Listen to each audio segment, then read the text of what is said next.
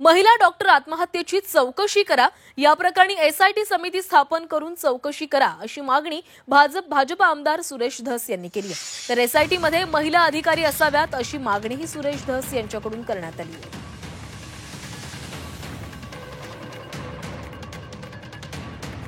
तर या प्रकरणामध्ये एसआयटी स्थापन करावी अशी मागणी सुरेश धस यांच्याकडून करण्यात आलेली आहे। सुरेश धस यांनी सरकारकडे ही मागणी केली आहे। जे स्टेटमेंट डॉक्टरांनी दिलेलं आहे त्याच्यामध्ये संपूर्ण रोष जो आहे तो पोलिसांच्याकडे त्या ठिकाणी गेलेला आहे।